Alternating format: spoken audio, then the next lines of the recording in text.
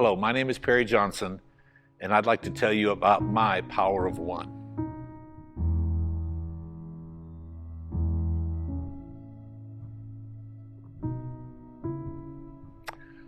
My story begins in 1986. I know that's a long time ago, but I was living a lifestyle that was not very healthy.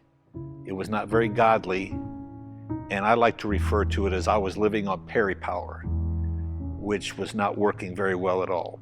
And then one day, I guess I was sick and tired of being sick and tired, and something happened inside of me that I didn't realize at the time. But that night, I could not sleep, and all my normal remedies, self-medication and such, did not work. And finally, I started saying the Lord's Prayer over and over. And I don't remember consciously thinking to do that or deciding to do that, but I found myself doing it. And I don't know how long I did it, and I don't know how many times I said the Lord's Prayer, but I finally fell asleep. And I believe that got the wheels moving in a way that would change my life. I believe God heard me, and that my heart and my mind were sincere enough that I was ready to make a change. And that one day, I like to think similar to the woman at the well. I was going through my normal routine, living in a rut, and what happens? I came face to face with Jesus, and everything changed. Now, a couple weeks later, nothing had changed yet, and I decided to call my doctor, and maybe I could get a prescription. A pill would fix everything. Well, he didn't have a pill, but he had a suggestion, and I spent 4 weeks in the hospital.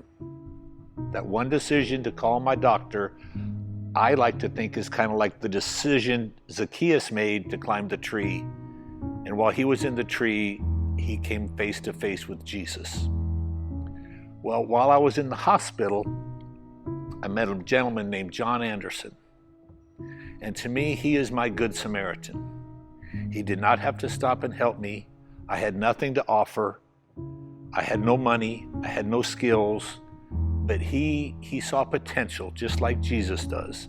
And he spent his time, his resources, his energy in assisting me on my faith walk. He told me a few things that he had done to build his relationship with God.